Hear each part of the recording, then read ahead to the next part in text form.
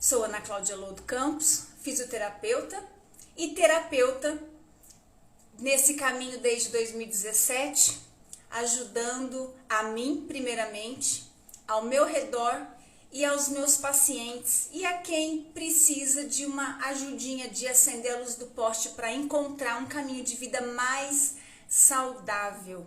Que é para isso que estamos aqui, né? Estamos aqui vivendo o que nós temos e podemos de melhor, fazendo o nosso melhor. Mas às vezes as coisas não saem exatamente como a gente espera, né? Às vezes fazemos escolhas ou o nosso sistema familiar vai para um caminho onde os nossos frutos às vezes não são muito satisfatórios daquilo que nós gostaríamos de ter. Mas enquanto há vida, há esperança, e enquanto há esperança nós vamos conhecendo, nós vamos tendo autoconhecimento, autorresponsabilidade, autorresoluções, porque o nosso corpo é feito para resolver conflitos. E dentro dessa visão das 5 leis biológicas da nova medicina germânica, entendemos, né, pelo estudo deixado por Dr. Hammer, um médico alemão, que todo impacto emocional que sofremos é codificado pelo nosso cérebro, e quando não acontece uma resolução rápida aqui, isso é transmitido e é refletido e é jogado para o corpo, numa tentativa do corpo de resolução. Essa tentativa do corpo de resolução nada mais é do que o corpo querendo dizer para nós que existe alguma coisa no nosso emocional que não está correto, alguma coisa que estamos realizando, pensando, remoendo, trazendo, crenças que temos que não está sendo compatível para aquilo que o corpo, que o cérebro consegue aguentar. Então tudo que o cérebro não aguenta, ele joga para o corpo. E quando nós entendemos a linguagem do nosso corpo, nós compreendemos, e nessa compreensão, quando a gente encontra essa verdade, a gente se liberta daquilo. Então, claro que existem algumas intervenções para ajudar nessa libertação de sintomas, né? Dentro dos meus atendimentos, eu tenho o recurso do bioalinhamento, onde a gente vai na origem que causou aquilo, que é o que a gente vai um pouquinho falar hoje aqui. Então, a gente vai lá nessa origem, e dali a gente consegue fazer uma liberação, né? Uma liberação mesmo no foco de Hammer ali, onde teve aquela inscrição do fato que foi impactante, inesperado e dramático. Foi vivido de forma dramática. Então, não é, gente, um qualquer susto, não é um qualquer trauma, não é qualquer coisa que o nosso corpo joga sintoma, nosso cérebro joga sintoma para o nosso corpo, não é qualquer coisa, tá? O nosso corpo, ele resolve muita coisa que a gente nem fica sabendo. Existem muitos conflitos que nós passamos, vivemos ali naquele momento, o corpo já resolveu, né? O emocional veio, o cérebro codificou aquela mensagem do emocional, mas já resolveu, não teve uma inscrição a ponto de liberar um sintoma no corpo, certo? Então, como nós entendemos essa linguagem do corpo? Somos formados a partir de 3 folículos embrionários, isso lá na barriga da nossa mãe. Então, começamos a ser formados pelo endoderma, são os nossos órgãos vitais, é o nosso tubo principal. E esse endoderma é o que nós estamos falando nessas lives, nas anteriores, né? Também estamos falando sobre alguns órgãos, e cada órgão tem o seu sentido biológico. Então, cada órgão fala um pouquinho da história que você viveu e que foi traumático, que foi inesperado, que foi um impacto na sua vida. Então, nesse folículo, tudo que for vital para você vai atingir esses órgãos vitais, que é a alimentação, né, deglutição, digestão, eliminação, reprodução. E hoje, já falamos tudo aqui para cima, e vamos falar hoje sobre o órgão reprodutor. Então, vamos falar sobre reprodução, num sentido vital, porque existem partes do nosso órgão reprodutor que não tem sentido vital. tem sentido de não querer ter contato com isso, querer me separar desse contato. E alguma coisa, pouquinha coisa, de impotência. Então, hoje eu vou falar sobre o órgão reprodutor num contexto vital. Preciso disso, isso é o meu ar que eu respiro, isso é minha vida. Ou eu não estou conseguindo eliminar esses dejetos, eliminar essa toxina do meu corpo, esse gás carbônico, né? Então, nesse contexto de que entra oxigênio, vitalidade, vida, esperança, né? E sai aquilo que não está sendo mais aproveitado pelo meu corpo, dejetos, toxinas, CO2, esse contexto a gente traz para todos os órgãos. E dentro do órgão reprodutor, nós também trazemos esse raciocínio. Então, coisas que são vitais ou coisas que eu quero jogar para fora, mas nem sempre eu consigo, nem sempre é possível. E eu guardo aquilo para mim. Então, sempre eu falo para vocês, Ana, mas eu não conheço, eu não sei o que cada órgão faz e os conflitos e o sentido biológico daquele órgão estar naquela condição. Tá tudo bem, é claro, você não vai saber isso tudo. Eu estou estudando desde 2017 e não sei tudo. E não vou saber tudo se Deus quiser, porque a hora que eu souber tudo, Deus me chama e eu vou. E eu não quero partir daqui, porque é muito bom viver, é maravilhoso estar aqui. Então, sei que tem lugar bem melhor lá, mas eu quero curtir o máximo que eu puder e tudo que eu quiser nessa terra maravilhosa que Deus deixou aqui.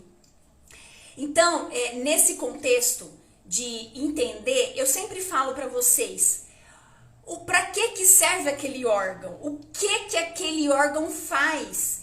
Pesquisa no Google, né? Para que serve? O que ele faz? Dentro desse o que ele faz, o que eu fiz nesse contexto que não foi suficiente? Ou o que não aconteceu na minha vida nesse contexto? Ou o que eu perdi nesse contexto? O que eu fui impotente nesse contexto, né? O que me faltou? Então, assim, sempre vai em busca da função do órgão. E quais são os órgãos que têm essa função vital que nós vamos falar aqui? O feminino são as trompas uterinas e os ovários. E o corpo uterino é o endométrio, o revestimento interno do útero. Esses são os órgãos femininos. E o masculino, vamos falar de próstata e testículo. Esses órgãos, gente, tanto na mulher quanto no homem, eles têm os mesmos sentidos biológicos, ok? Então, o mesmo contexto, o mesmo sentido, ok? O que muda aqui, se eu sou mulher, é em relação a um homem. Se eu sou um homem, é em relação a uma mulher. E também muda um pouquinho na forma de percepção. A mulher é um pouco mais romântica nas percepções. O homem é mais prático, né? Ele é mais curto e grosso. A mulher fantasia mais, ela romantiza mais, dramatiza um pouco mais as relações todas, né? Em geral. Então, vamos entender primeiro sobre testículo e ovários. Então, ali são órgãos que começam, é o princípio da criação, é o princípio da reprodução, é o princípio de uma nova vida, de um novo projeto, né? Então, eu tenho aqui o ovário e o testículo fazendo as suas funções de fabricar espermatozoide e óvulos e armazená-los, né? Então, eu posso ter um contexto sexual e totalmente sexual aqui, mas como vocês sabem que pode ser simbólico, imaginário, virtual, pode ter com um outro contexto, mas tem que ter no assunto algo relacionado a algo que me pareceu como um filho. Então, é uma criação, mas é uma criação profunda, né? Não é simplesmente uma ideia, né? É uma coisa profunda. Então, tanto pode ser, gente, um projeto de ter um filho, como pode ser um projeto profissional, né? Ou eu criar alguma coisa, eu produzir alguma coisa. Então, dentro desses impactos, o que pode me trazer uma patologia em ovários e uma patologia em testículos? Eu não me achar bom o suficiente para esse projeto, seja ele qual for o projeto. Eu achar que o meu parceiro não é bom o suficiente para esse projeto. Então a gente vai lá na raiz, a gente vai lá no início. E se eu não quero criar alguma coisa aqui, ou se eu já criei alguma coisa, né? Eu já tive um filho, mas eu perdi esse filho. Já criei um projeto, mas eu perdi esse projeto. Esse projeto me foi roubado. Fizeram uma sujeira comigo em relação a essa criação, a esse projeto. Esse contexto que traz uma patologia em ovários e traz uma patologia em testículos, ele pode estar relacionado também a você criar ou ter uma outra profissão, criar ou ter isso de forma profunda, né, de forma profunda, um outro filho.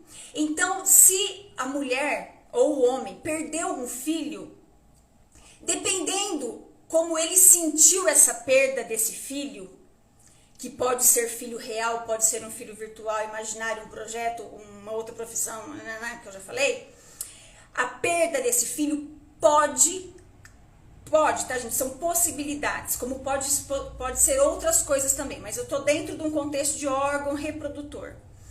Pode me trazer alguma coisa nesse órgão, na função dele. Então, ou eu diminuo a produção do espermatozoide, ou eu diminuo a produção do óvulo, ou eu aumento muito a produção desse óvulo.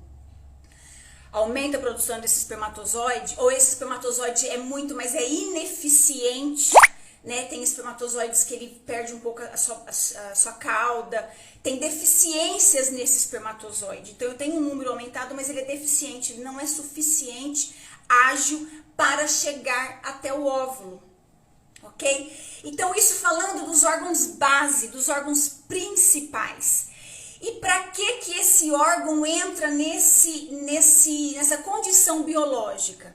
Porque se eu tive um impacto grande, uma frustração grande num projeto que eu fiz e não foi bom o suficiente, ou eu perdi, ou arrancaram de mim, ou me fizeram uma sujeira, e aí se eu entrar num contexto sexual, pode também ter um contexto sexual em relação ao parceiro,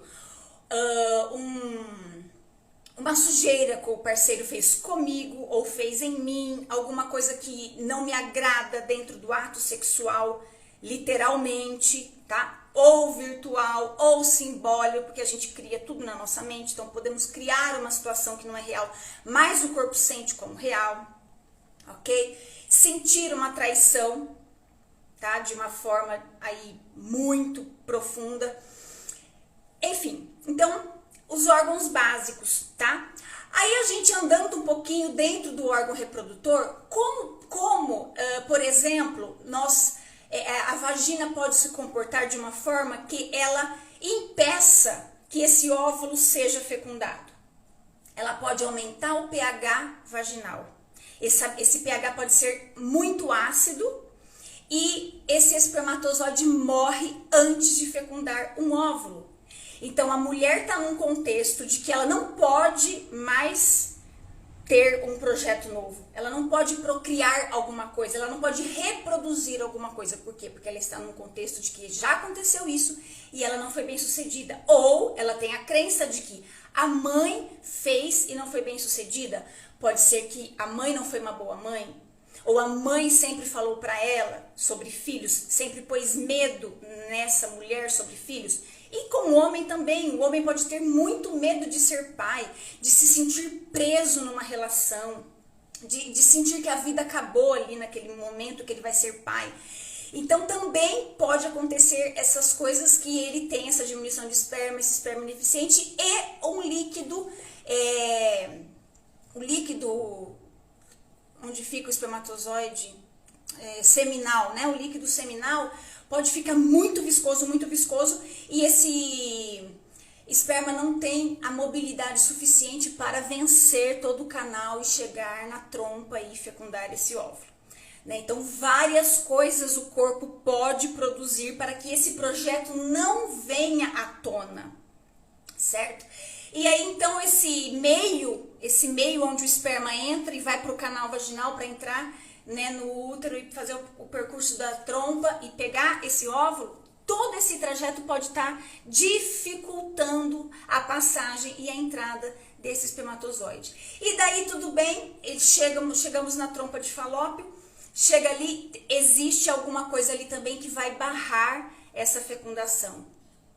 Pode ter uma torção, pode ter uma obstrução, várias patologias acontecem nas trompas para evitar isso.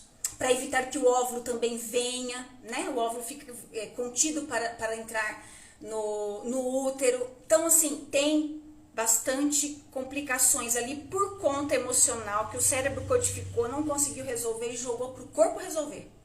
E o corpo vai resolver, e se ele não resolver, as patologias vão ficar. E se você tiver essa clareza, você pode se ajudar, né, nessa resolução do corpo. E aí a gente entrando para o outro órgão, que é as trompas, que eu já falei, e a próstata, que são órgãos similares de homem e de mulher.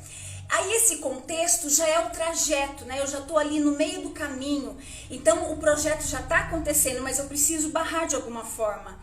Então, assim, eu não tenho problema na criação do projeto.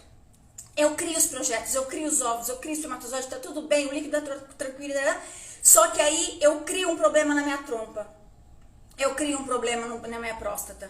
E ali existe uma dificuldade de acontecer essa procriação, essa reprodução, trazer uma nova vida, né, para a Terra, meus novos projetos, minhas novas conquistas. Eu tenho uma dificuldade nesse sentido. E aí, quando a gente entra nessa parte de mais profunda de próstata, de trompa, a gente pode entrar num contexto também de divórcios difíceis, mulheres e homens que são trocados por sexo mais jovem, né? Então, assim, o meu órgão reprodutor já não é bom o suficiente, eu já não sou boa o suficiente. O homem pensa, eu já não estou suprindo a necessidade sexual da minha parceira.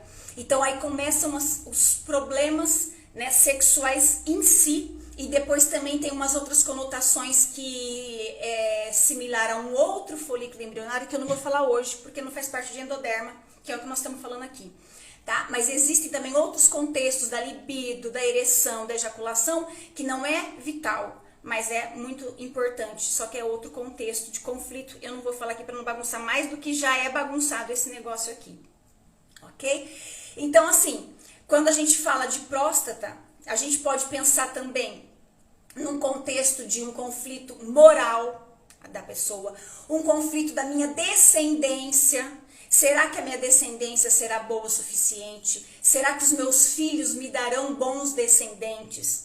Problemas com filhos também, gente, na adolescência, tá? Por que às vezes é comum um homem ter câncer na próstata, né, lá para 65 anos, né, 60, 65 anos? Pode ser uma relação, às vezes até mais novo pode acontecer, né? Uma relação com o filho.